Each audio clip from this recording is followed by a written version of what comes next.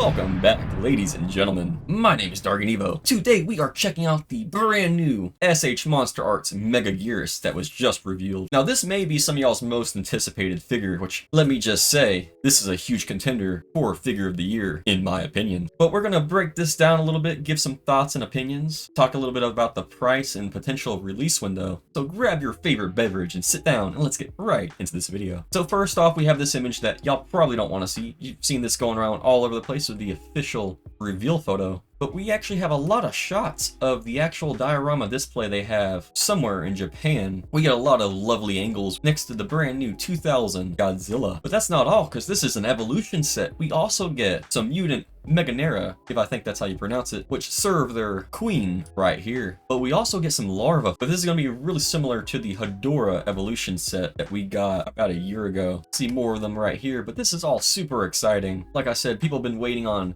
really both of these figures from S.H.Monsterarts for a long while now. Now that we have a movie-accurate sculpt of 2000 Goji right here, which looks spectacular. And I don't think there's anything negative I can really say about this Megaguirus either. We can see those double-jointed S.H.Monsterarts wings. These won't be bendable like Haya's, but hopefully those joints hold up over time. There's some nice paint on the tips of his spikes. Looks like we have a lot of articulation here towards the rear, because we can see how that tail can fully curve down as they're giving us two different stands to choose how we want to pose her. For the most part, it looks like her articulation is going to be very similar to Mothra and Batra, maybe a little more in depth because of that intricate tail. But all of her arms and limbs look pretty well segmented. We can see how her tail goes straight out. We can see a little bit of that ball joint up in that shoulder. Now we can see some rotation. My biggest gripe about this, I don't even know if you can really call it a gripe, is we don't see much of a hinge on Megaguirus' jaw. So I don't know if we'll get an extra head with a closed mouth. I don't think we get to see that in any of these promotional images. Like looking at this photo for an example, there could be a hinge hidden up in there, but it does look quite odd. And it looks like there's a little bit of articulation in that neck as well, which is lovely to see.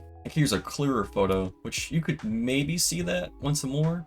But this is some very nice detail on the face and those teeth. Let's hope the quality control holds up. But I love the metallic finish on her eyes. See more of those segmented joints on her limbs, looking very nice. And then quickly, just to show y'all, we can see all 9 pixels where it says Megaguirus Evolution Set. Display only. No official information being revealed yet on when she will be released or her pricing.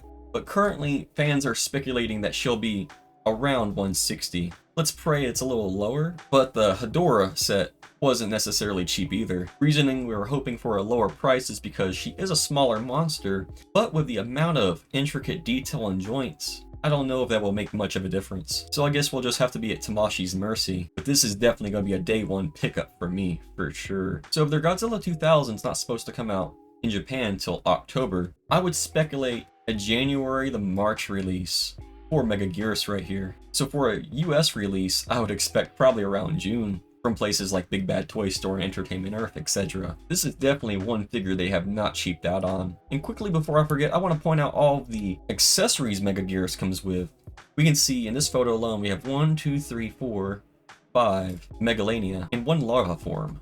Then we have one more larva form right here by this bus. Maybe I missed one, but as far as I can count, we're getting 5 small Megalania and 2 larvae, which I am not complaining. Well, at least as long as this whole evolution set isn't more than around 160. 180 would be severely pushing it, but like I said, all we can do is wait and hope. I definitely want to know what y'all think about her down in the comments. I know I've kind of gotten away from talking about new figure releases, especially with all that's been going on. Been trying to focus more on our mainstream content. But this was one that I was so excited about that I could not pass up the opportunity, even if I am a week late. And a little off topic, I did see the brand new Hiya Toys Scar King that got revealed.